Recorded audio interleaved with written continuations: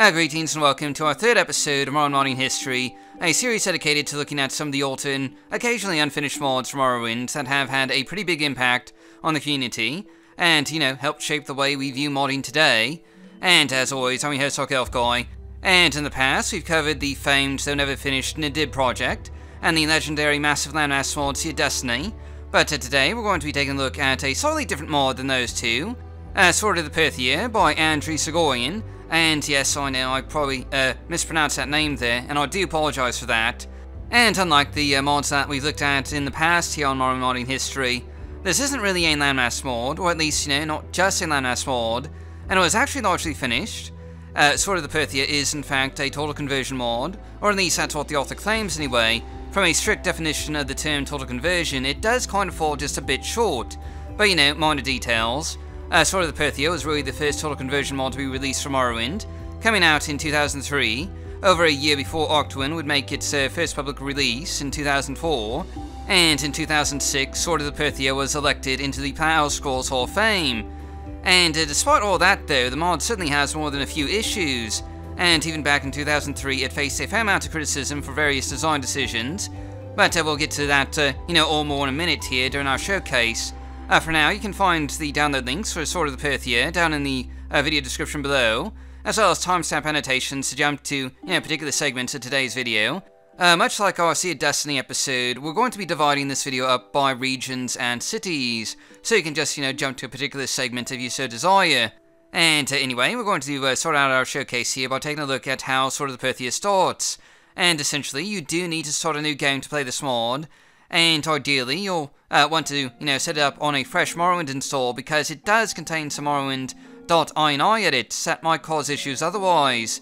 And in any event, the game starts as normal. You go through the whole census and excise bit to set up your new character, choosing one of the 6 or 7 classes included in this mod, and then you head pretty much back to the boat that you just came off of, and allegedly this boat is supposed to take you to Vivek, except it doesn't, and instead sinks off the coast of who knows where.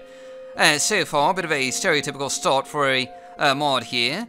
This is by no means the first mod to introduce new content via sudden and unexplained shipwreck, or even the first total conversion mod to do that for that matter, though I guess it was technically the first mod to do that.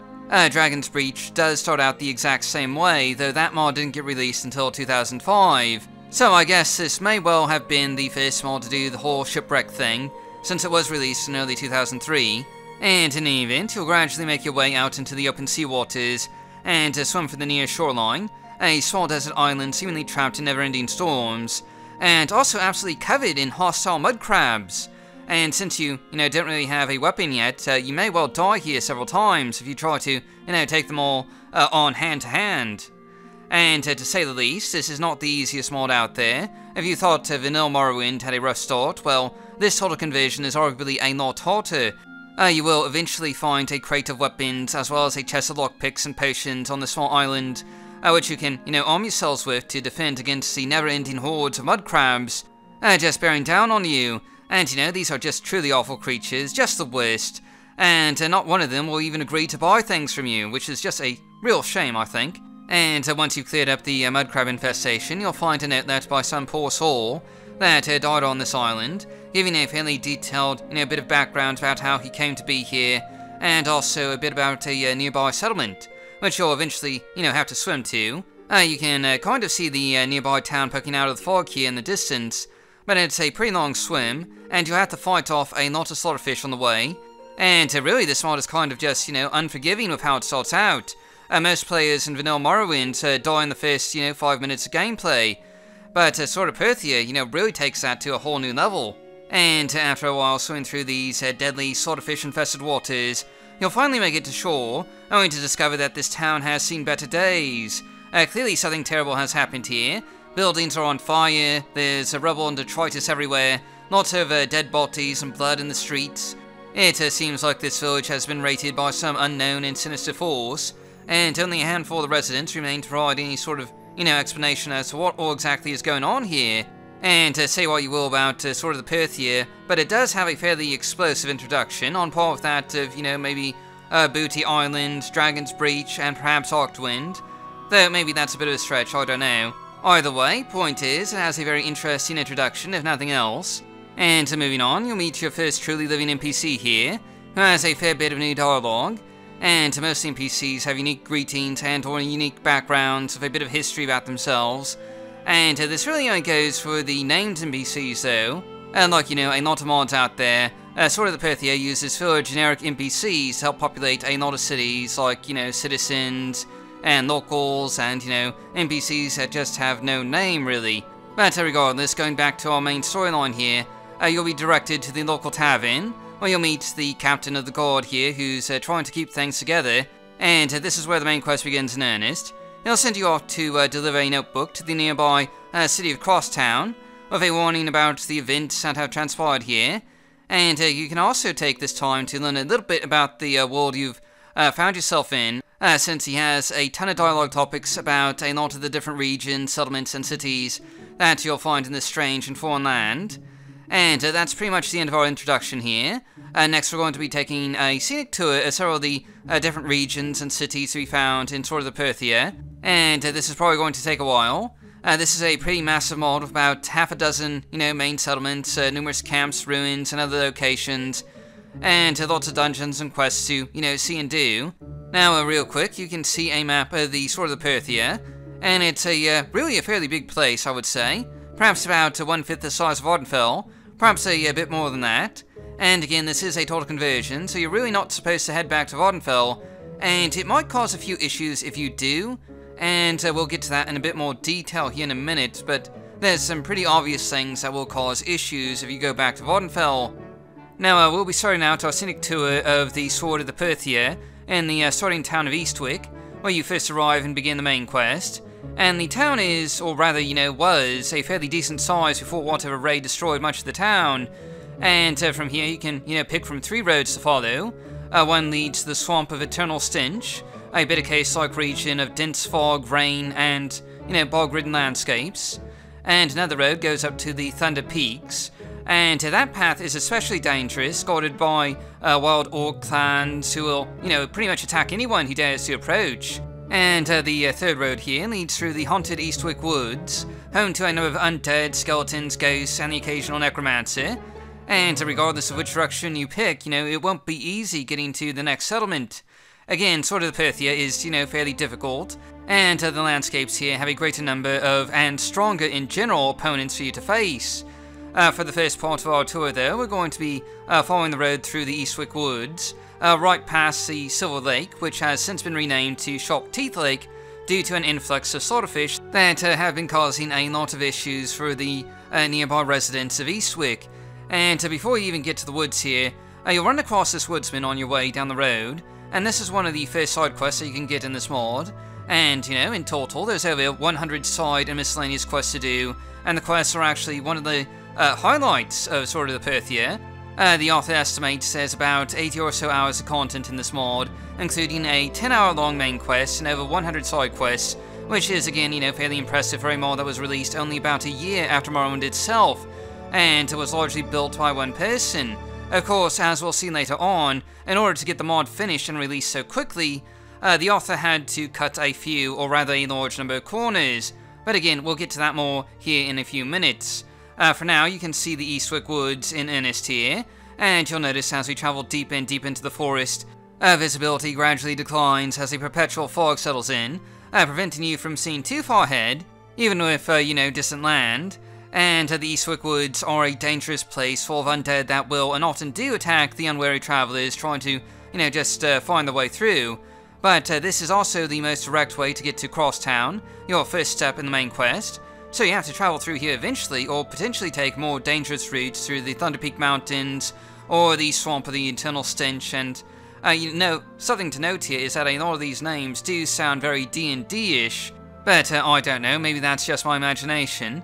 And now for the most part, the forest here is one of the less detailed regions in Sword of the Perithia, with mostly just these giant trees everywhere, but not a huge number of locations really. I think there might be 2 dungeons in the entire forest, which is again fairly light considering they take up a fairly large chunk of central Rashman. And I think, I kind of skipped over this before, but Rashman is the kingdom that this whole mod takes place in. We'll talk a bit more about the lore and the various locations and the storyline here in a few minutes. But for now, once you leave the deep foggy woods of Eastwick, you'll come to the fertile plains, a region of flat farmlands and windmills that stretches through most of central Rashman, and is home to Crosstown, so called for being a crossroads community, where you can travel to practically every other region in the mod, assuming you don't mind walking to all these other places, of course.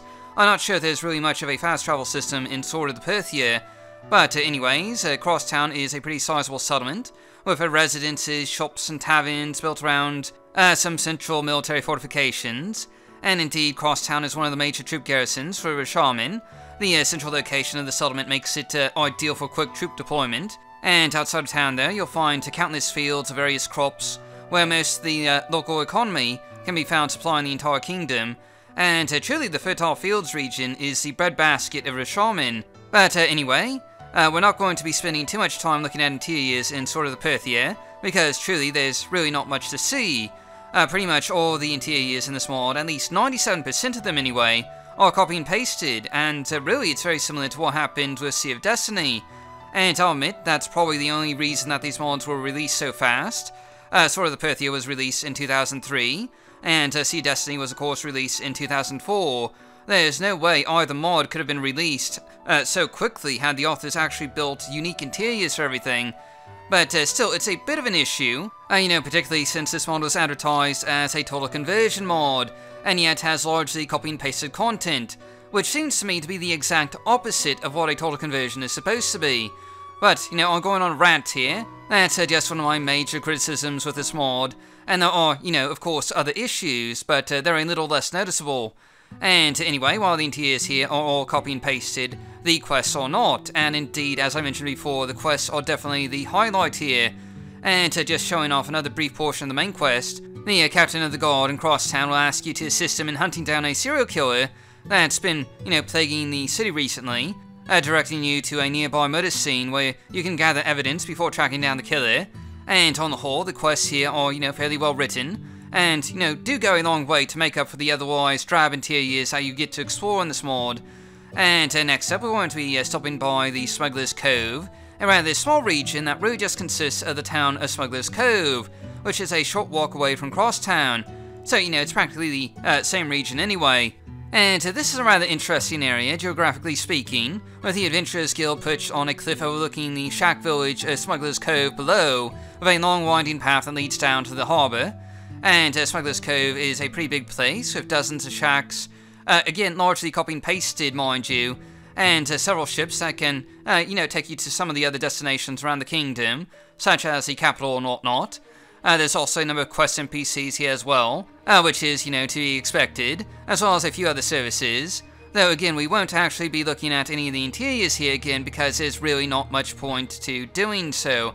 I mean, you can only take looking at the exact same interior so often before you're driven crazy, at least in my case anyway. Now, the next region that we'll be exploring is the Thunder Peak Mountains, which is probably my favourite region in the entire mod. While I have plenty of gripes about how this mod handles interiors, being as I am an interior modder who likes building new interiors, I do have to admit there's some just, really cool and creative exterior environments included in Sword of the Perithia, and to my mind, the Thunder Peak Mountains are the prime example of that. You'll first find your way into the mountains by means of a series of richly detailed canyons and gorges, full of green wildlife, as well as the occasional orc who'd like nothing more than to murder and maim you. But aside from the orcs though, the mountain canyons and valleys here are full of trees, fallen logs, giant mushrooms, and scenic wildflowers to make for an almost magical, hike through the mountains here, assuming of course you don't mind the occasional attempted murder. And there are a few other, small orc camps here and there, and these are kind of like, small exterior dungeons for you to fight through and loot, and while at the same time enjoying the scenery. There's a really nice lake up here, and a river that runs through a larger section of the Thunder Peak Mountains, which a couple of these mountain paths up here just sort of follow. And now I should mention that you might notice a few floating objects here and there, and those actually aren't caused by this mod. Those are mostly from Vert's Westgash trees and Tadius's On the Rocks replaces, which both have minor conflicts with Sword of the Perithia. Basically, I used an old MGSO 3.0 install for setting up this showcase video today, because you can actually use both MGSO 3.0 and Sword of the Perithia together, though it really isn't recommended. Not just because some of the root places will cause issues, but also because a lot of the Morrowind landscape texture scene mods that are included with MGSO 3.0 actually cause massive conflicts with sort of the Perithia. And as such, if you're, going to use an updated graphics install for this total conversion, you should really go with the Morrowind Summit guide, not MGSO 3.0. Most of you probably know that already, but just putting that out there. And anyway, back to our scenic tour of the mountains here. There's just a really nice amount of exterior detailing up here, and it should be mentioned that the author is kind of going for a more traditional sort of Dungeons and Dragons style of RPG almost, more so than Morrowind, and a lot of these locations kind of have that, I don't know how quite to put it exactly other than that sort of, D&D feel about them, like this hidden away orc camp deep in the mountains. There's just something about it that's quite different from Morrowind. But anyway, this is just one of the few friendly communities you'll find in the Thunder Peak Mountains, and the camp here is really quite cool looking. The design of this place is just fantastic, with bits of that famous verticality that I love so much, and exterior design. I mean, the visual effect of these tents, sitting up on top of these mushrooms with rope bridges connecting them is just, a bit epic looking.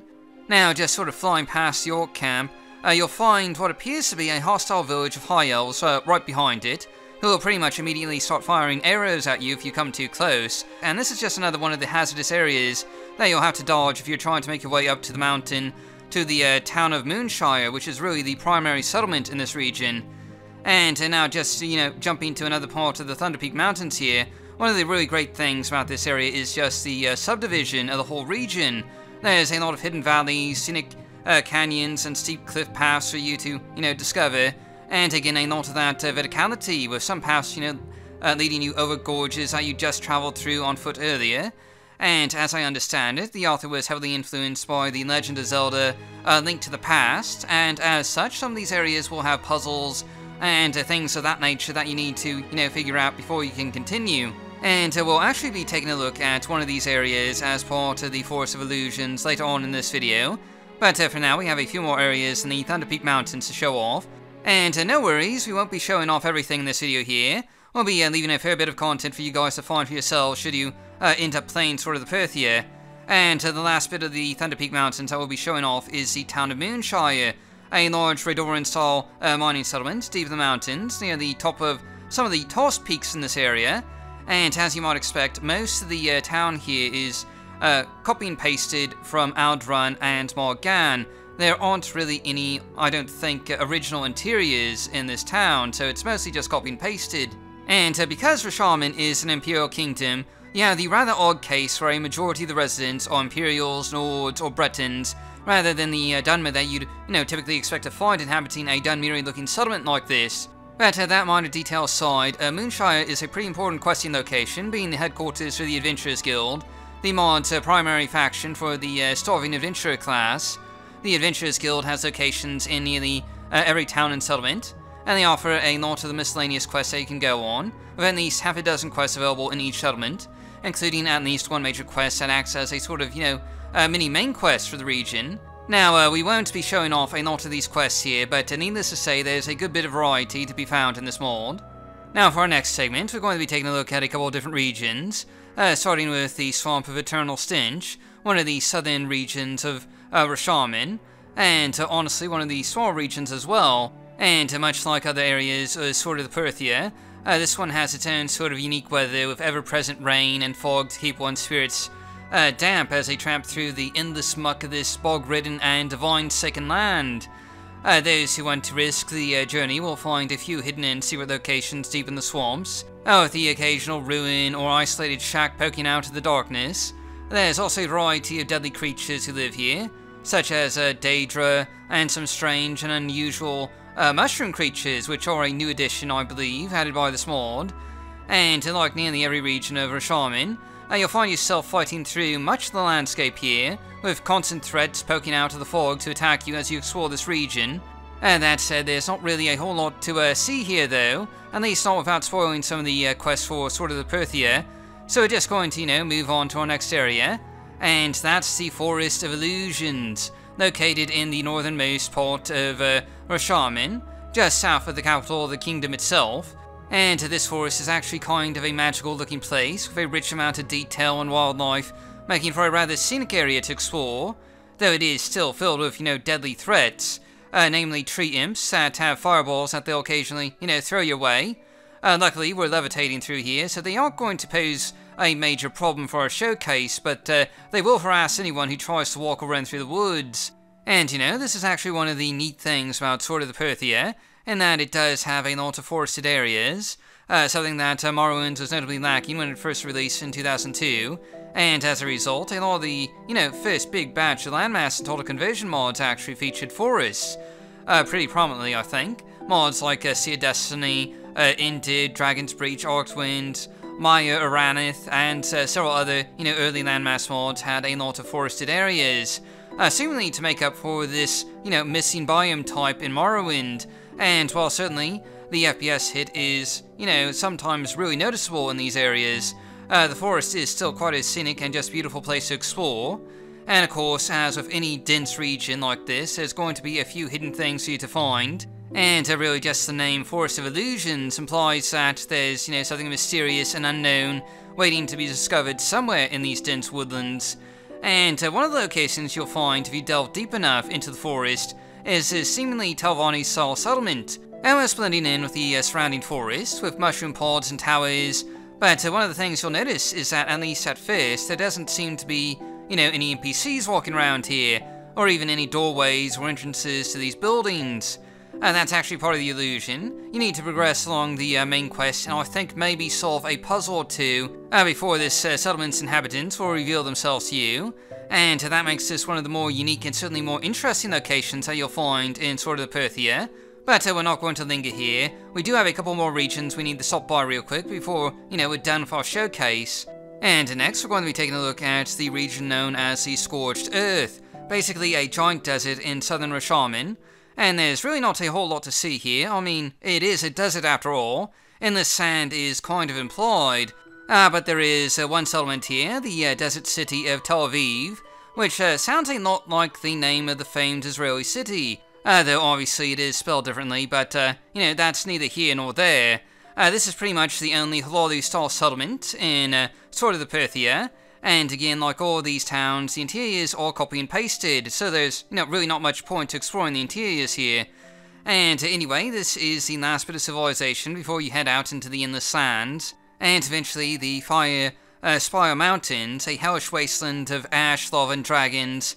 And, lots and lots of dragons, really. There's just quite a few of them out there. There's actually not a lot to see in the Fire Spire Mountains otherwise, and it's really just important to the main quest, so we'll be skipping over that area for the most part here. But we are going to take a bit more of a detailed look at some of the other areas in the Scorched Earth region here. Now, much of the desert has really nothing in it, making it arguably the least detailed area of Sword of the Perithia, aside from the occasional silt strider and elephant, because yes, this mod has elephants for some reason. There's just really not a whole lot to see out here. But, there are a few ruins here and there, just scattered around that you can explore, including a half-buried Dunmiri stronghold, right near the only bridge going to the Fire Spire Mountains. And there's also a small camp of sand dune raiders as well, which are the main threat when traveling through this region. They attack on sight and seem to be heavily inspired by the Sand People of Star Wars. But don't worry though, you can just kill them all, including the women and children too. Just slaughter them all like animals. And, just coming up on our last segment here, the last city we're going to be exploring is the capital of Rashman, the northern town of Izmir, a large imperial-style city that's home to the king of Rashman, Lord Humperdinck, and yes, that's actually his name. Though, having said that, I did probably screw up the pronunciation, but, oh well. The city of Izmir is about 40 or 50 buildings large, including a government and residential district, with plenty of quests to go on, including the main quest, which will eventually send you here. But before we go much further, we have to address the elephant in the room, which is the fact that Izmir is little more than a copy and paste of Evenhart, combined with Caldera, Wolverine Hall, and a few extra buildings thrown in to try and disguise the fact that the entire city is just copy and pasted. And of course, as you might expect, all the interiors here are also copy and pasted, as are many of the very NPCs just walking around town. And this really gets to the heart of the problem with Sword of the Perithia, because as much as it may, label itself as a total conversion mod, it's really hard to get around the fact that even some of the cities are copy and pasted. And yes, I know, that's really the only way that Sword of the Perithia could have been released in just a year or so, so many, quests included. But still, call me crazy, it's just a little hard to get around how blatant some of this is. And not only are a lot of these interiors copy and pasted, but you'll, sometimes run into the exact same interior up to 3 or 4 different times in different towns. And unfortunately, the author didn't really know how to adjust interior lighting settings either. So each and every interior is set to the same bland and extremely bright interior lighting settings, making it difficult to really explore these towns in any amount of detail before just getting bored from the, tedium of it all. And I know, I'm being overly harsh here. There's a lot of things this mod does well. It has a great main quest, plenty of side quests, some truly amazing looking locations, and overall great landscaping for a landmass mod from 2003. I mean, I've played hundreds of landmass mods, and I'd actually, rank the landscaping design and, feel the land of Rashman up there in the top 10% of landmass mods I've had to play. So yes, there's a lot of things that sort of the Perithia gets right, but still the lack of original interior content is quite frustrating, and honestly holds this mod back from being truly great. And that's kind of the major reason why we haven't showcased it until now, which again sounds harsh, and I'm not saying you shouldn't play Sword of the Perithia. In fact, it's a pretty fun experience if you can get past the copy and pasted issues. All I'm trying to say with this rather long rant is that you should be aware of the flaws with this mod before you jump in. But moving on with the showcase here, it should be noted that there is actually a housing market in Rashman, with an office where you can, buy one of 4 different houses in the capital that range in price from 700 gold to 40,000 gold, which, given the economy here, is, fairly expensive. Keep in mind that all these houses are, of course, copy and pasted NPC homes from vanilla Morrowind. So, you should give your expectations in check here. The most expensive home that you can buy is this island estate on a private island, near the city with a ferry that you can take back and forth. And going inside, of course, you'll find a slightly modified Caldera governance hall, so there's, really not too much to see here. And anyway, that's about everything I have for this showcase. I know we didn't really, take a detailed look at the quests here, but trust me, there's some, great questing content included in this mod. And of course, we also skipped over a lot of locations and landscapes. And I'd really just encourage you to check out Sword of the Perithia for yourself, especially if you, just want a new experience in Morrowind. Just keep in mind that you should, really set up a new Morrowind install for it, because again, it will cause issues with save games, and it does replace the .ini file. So, better safe than sorry. And in any event, thanks for watching, I'll see you all next time when we cover Lady E and Proudfoot's landmark Total Conversion mod, Dragon's Breach. We'll be covering that in about a month or 2, so you have that to look forward to. And again, just, thank you for watching, and do let me know if you have any suggestions for any other mods you'd like to see on Morrowind modding history in the future.